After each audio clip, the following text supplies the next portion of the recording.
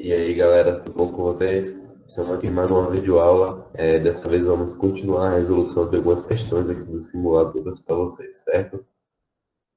Vocês já tiveram, acredito, muita resolução de simulado aí durante essa semana, tanto pelos professores monitores, quanto até por mim mesmo em um vídeo que eu postei anteriormente, certo? E vamos continuar aqui resolvendo mais três questões de simulado, beleza? Vamos lá. A primeira questão, ela diz o seguinte: todo o país passa pela primeira fase de campanha de vacinação contra a gripe suína H1N1. Segundo um médico infectologista do Instituto Emílio Ribas de São Paulo, a imunização deve mudar no país a história da epidemia. Com a vacina, de acordo com ele, o Brasil tem a chance de barrar uma tendência do crescimento da doença, que já matou 17 mil pessoas no mundo. A tabela apresenta dados específicos de um único posto de vacina, certo? Vamos entender a tabela então. Aqui a gente tem a campanha de vacinação contra a gripe suína, a gente tem então as datas da vacinação, o público-alvo e a quantidade de pessoas vacinadas, certo? Então, nas datas temos toda a variação aí de acordo com o público-alvo, certo? E o público-alvo a gente percebe então que são sempre distintos, certo? Variam sempre as pessoas ali e a quantidade de pessoas vacinadas. Beleza? Vamos então para a resolução dessa questão. Vamos entender essa questão, como é que a gente faz. Aqui a gente tem as alternativas da questão, né? Respondendo se aleatoriamente uma pessoa atendida nesse posto de vacinação, perdão, a probabilidade de ela ser portadora de doença crônica é. Então, importando na tabela aqui, a gente tem o quê? A gente tem dentro dos público-alvos, a gente tem ali já direcionado que portadores de doenças crônicas é um público-alvo. Então, a gente já tem todos os dados tabelados aqui. Então, vamos para a resolução da questão. Então, aqui temos mais uma vez aqui a tabela, certo? Se a gente parar para analisar a questão de probabilidade, então a gente tem o quê? Que a gente tem que descobrir quais são as possibilidades de maneira geral. Então, qual o número de total de pessoas atendidas nesse posto? Vai ser justamente a soma de todas a quantidade de pessoas vacinadas, certo? Então, a gente tem um total de 200 pessoas atendidas nesse posto. E esse 200 é justamente o número de eventos possíveis, certo?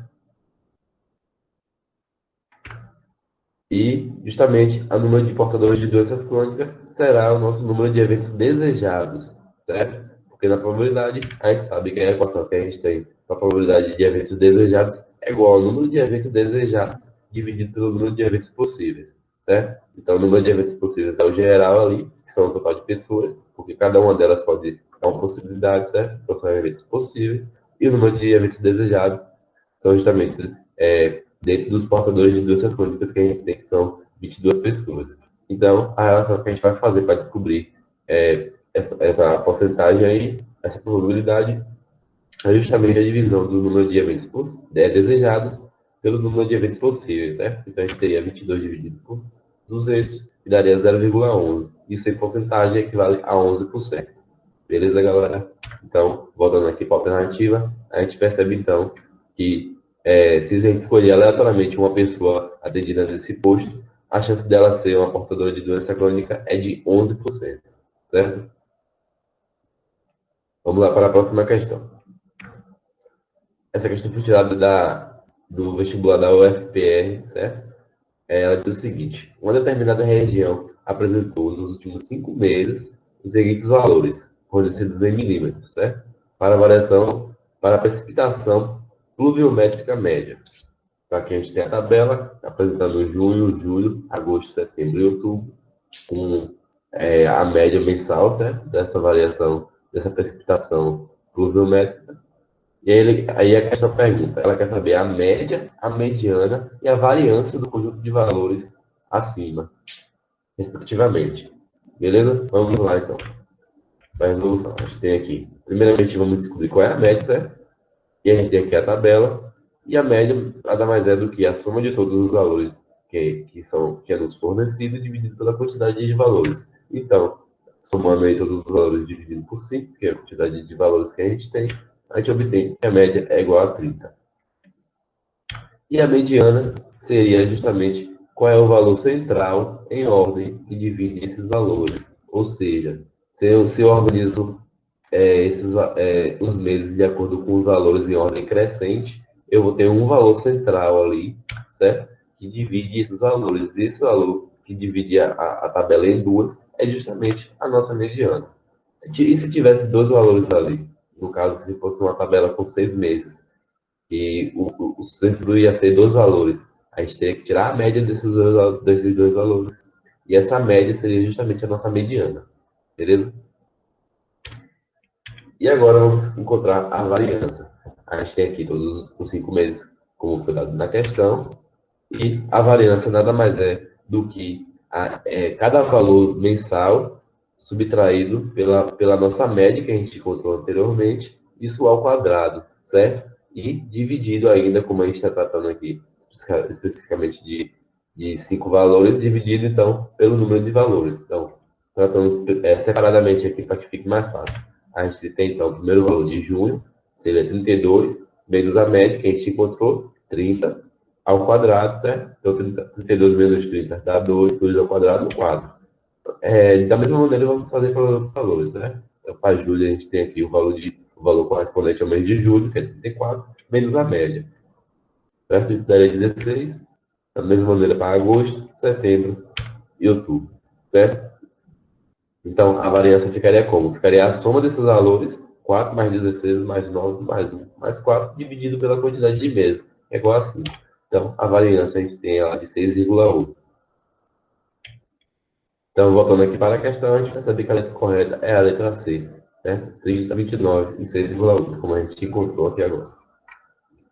E a próxima questão que eu trouxe, ela foi tirada da FAP de São Paulo, e ela diz o seguinte: quantas motos podem ser licenciadas se cada placa tiver duas vogais, podendo haver vogais repetidas, e três algarismos distintos? Vamos lá? Então, a gente tem o seguinte, a gente sabe que as vogais possíveis que a gente tem para o emplacamento, para o licenciamento dessas motos são A, E, O, U, e os algarismos que temos de 0 a 9, certo? Um total de 10 algarismos, um total de 5 vogais. Então, o nosso esquema ficaria dessa maneira, porque a gente tem basicamente cinco espaços para preencher, para pensar e para discutirmos aqui, certo? Que são duas vogais e três algarismos distintos, como ele diz na questão. Então, esses dois primeiros espaços seriam os espaços reservados para a gente pensar nas vogais, e esses três espaços restantes seriam os espaços reservados para a gente pensar nos algarismos. Beleza? Então, no primeiro espaço aqui, qual é o número de possibilidades que eu tenho para as vogais aqui? A gente tem 5 vogais, a gente não utilizou nenhuma, então aqui a gente continua tendo 5 possibilidades para o primeiro espaço aqui do licenciamento, certo? E para o segundo espaço de vogais, a questão ela deixa bem clara que pode haver vogais repetidas. Então, aqui a gente vai continuar tendo 5 possibilidades, já que pode repetir as vogais, certo? E aqui agora entrando na área dos algarismos, certo? A gente tem quantos algarismos? Tem 10 algarismos. Então, a gente vai ter aqui 10 possibilidades. E, seguinte, a gente terá 9 possibilidades. Por quê? Porque a questão diz que são 3 algarismos distintos. Então, dessa maneira, se a gente tem 10 possibilidades no primeiro espaço para os algarismos, se a gente já utilizar, por exemplo, aqui, se for escolhido aleatoriamente o número 3, então, excluindo o número 3, a gente só vai ter 9 possibilidades. Da mesma maneira que o próximo espaço, a gente só vai ter 8 possibilidades, porque a questão deixa clara que quer que os algarismos sejam distintos. Beleza? Então, fazendo esse produto, a gente tem que a quantidade de motos que podem ser licenciadas são 18 mil. Voltando para a questão, a gente vê então que a letra correta era a letra D. Certo, pessoal? Esse foi mais um vídeo de resolução de questões de simulado. Espero vocês na próxima aula. Vou trazer um pouco mais de conteúdo aí para vocês nessa véspera de Enem aí, certo? Então, espero que vocês tenham se dado bem, né, nesse Enem que já fizeram e se dê melhor ainda na próxima aula, certo? Valeu, até a próxima aula.